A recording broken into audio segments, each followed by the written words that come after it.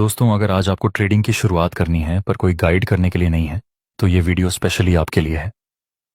इस वीडियो में हम आपको कंप्लीट रोड मैप बताएंगे कि कैसे ट्रेडिंग को स्टार्ट करनी है, किन किन चीज़ों की ज़रूरत रहेगी, क्या करना है क्या नहीं करना है, सब कुछ। ट्रेडिंग सीखने से पहले आपको सही माइंडसेट के साथ इसकी शुरुआत करनी है। मतलब ऐसा नहीं होना चाहिए कि ट्रेडिंग करेंगे और पैसों को डबल कर देंगे। ये गलत माइंडसेट है। अगर आप इस माइंडसेट के साथ शुरुआत करेंगे तो कभी भी ट्रेडिंग से प्रॉफिट नहीं बना पाएंगे। सही माइंडसेट है कि आप अच्छी तरह से ट्रेडिंग सीखने के बाद मंथली अपने कैपिटल का 8 से 10% बना लें। उसके बाद दूसरा स्टेज आता है कि आपको कौन से मार्केट में काम करना है। अलग अलग मार्केट अवेलेबल हैं जिसमें आप ट्रेडिंग कर सकते हैं, जैसे Indian market, forex market, crypto market. जहां इंडियन मार्केट 9:15 से 3:30 तक ओपन रहता है। फॉरेक्स मार्केट 24 घंटे ओपन होता है, मंडे टू फ्राइडे। और क्रिप्टो मार्केट 24 घंटे ओपन होता है। सप्ताह के 7 दिन आपको ये तीनों मार्केट में एक एक बार पेपर ट्रेडिंग कर लेनी है। उसके बाद आपको जो भी मार्केट कंफर्टेबल लगे उसमें आप काम कर सकते हैं।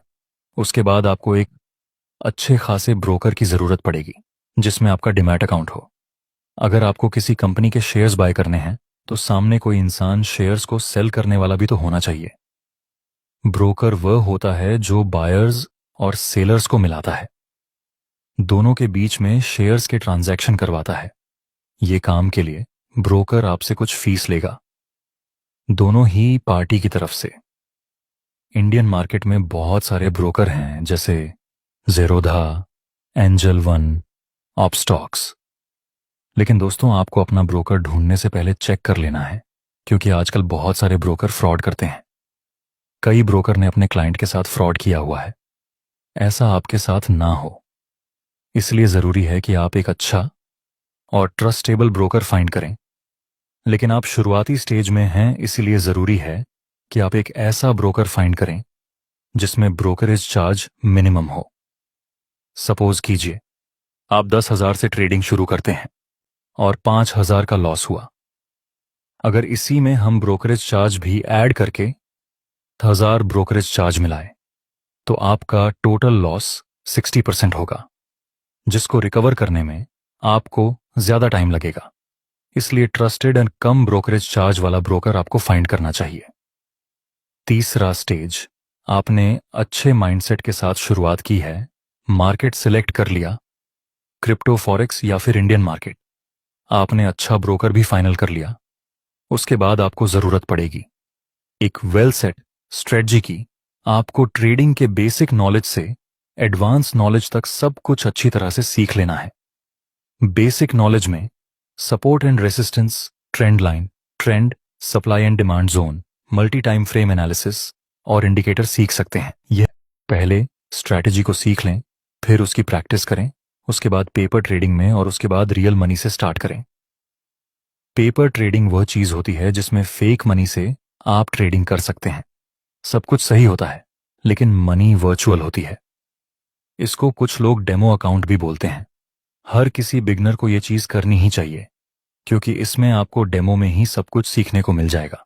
जब आप डेमो में या पेपर ट्रेडिंग में प्रैक्टिस करने के बाद रियल मनी से ट्रेडिंग करेंगे तो आपको बेहतर रिजल्ट मिलेगा। चौथा स्टेज, आपने सब कुछ सीख लिया। उसके बाद कौन सी ट्रेडिंग करनी है, scalping, intraday, option trading, swing trading, ये सब अलग अलग टाइप की ट्रेडिंग होती है। स्काल्पिंग यानी आप बहुत ही कम टाइम के लिए ट्रेडिंग करते हैं। उसमें टाइम फ्रेम भी स्मॉल ही रहती है, जैसे 1 मिनट, 5 मिनट, 15 मिनट। दोस्तों, स्काल्पिंग ट्रेडिंग में आपको बहुत सारे ट्रेड मिल सकते हैं। इसमें आपको ज्यादा देर तक होल्ड भी नहीं करना पड़ेगा, पर इसमें रिस्क ज्यादा रहता है और एक्सट्रीम लेवल की डिसिप्लिन की जरूरत पड़ेगी। जाहिर सी बात है, शुरुआत में आपके पास नॉलेज कम होगा, एक्सपीरियंस कम होगा, डिसिप्लिन भी अभी उतनी नहीं होगी। इसलिए शुरुआती स्टेज में तो आप इसको यूज मत करना। थोड़ा एक्सपीरियंस हो जाए, माइंडसेट कंट्रोल में आ जाए, तब जाकर आप चाहे तो स्काल्पिंग को ट्राई कर सकते हैं। शुरुआती स्टेज में तो आप स्काल्पिंग ट्रेडिंग को अवॉइड ही कर देना। इंट्राडे ट्रेडिंग में आप एक दिन तक पोजीशन को होल्ड कर सकते हैं, एक दिन से ज्यादा नहीं, और इंट्राडे में आपको लेवरेज भी मिलेगा। लेकिन ये ट्रेडिंग भी एज अ बिगनर आपको सूट नहीं करेगी। आपको करनी चाहिए स्विंग ट्रेडिंग। स्विंग ट्रेडिंग आपके लिए बेस्ट चीज है। सच कहूं तो स्कैल्पिंग और इंट्राडे से भी अच्छा रिटर्न स्विंग ट्रेडिंग में मिलता है, लेकिन इसमें टाइम लगता है। स्विंग ट्रेडिंग में आप 1 आवर्स, 4 आवर्स और 30 मिनट जैसे टाइम फ्रेम को यूज कर सकते हैं। इसमें आप अपनी पोजीशन को थोड़े लंबे समय तक होल्ड भी कर सकते हैं। स्विंग ट्रेडिंग में आपको डिसीजन लेने में भी अच्छा खासा टाइम मिल जाएगा, जहां स्कैल्प ट्रेडिंग में आपको बहुत जल्दी डिसीजन लेना पड़ेगा। इसलिए आप शुरुआत में आराम से ट्रेडिंग करें, धीरे धीरे। दोस्तों, एक और ट्रेडिंग टाइप्स आता है जो आपको बहुत ही ज्यादा अट्रैक्टिव लगेगा, वह है ऑप्शन ट्रेडिंग। लेकिन मैं आपको स्ट्रांगली मना कर रहा हूं कि आप अपनी शुरुआती दिनों में इसमें काम मत करना। ऑप्शन ट्रेडिंग में सिर्फ लोगों को लगता है कि वह जल्दी अमीर बन जाएगी, लेकिन यह सच्चाई नहीं है। इसीलिए स्टार्टिंग में इसका यूज मत करना। नेक्स्ट स्टेज है दोस्तों, जब आप सब कुछ सीखने के बाद धीरे धीरे ट्रेडिंग स्टार्ट करें, तब आपको एक चीज करनी है, वह है अपने लिए एक जर्नल बनाना। स्टॉक मार्केट में 90% ट्रेडर लॉस करते हैं और 10% लोग ही प्रॉफिट बनाते हैं। मुझे नहीं लगता कि ये 90% लॉस मेकिंग ट्रेडर में से किसी ने भी अच्छी तरह से अपनी जर्नल बनाई हो। अगर अच्छी तरह से जर्नल बनाई होती तो शायद लॉस नहीं होता। चलिए ये समझते हैं एक अच्छी जर्नल कैसे बनाते हैं। जर्नल मतलब आपको बड़ी बड़ी बुक लेने की जरूरत नहीं है। 10-20 रुपए की एक बुक ले लीजिए। उसमें आप वह सब नॉलेज लिखिए जो आप ट्रेड लेते समय करते हैं। मान लीजिए कि आपने एक ट्रेड लिया, बाय आपको इस ट्रेड में प्रॉफिट हुआ, में आपको प्रॉफिट हुआ और आपने अपनी पोजीशन को क्लोज किया।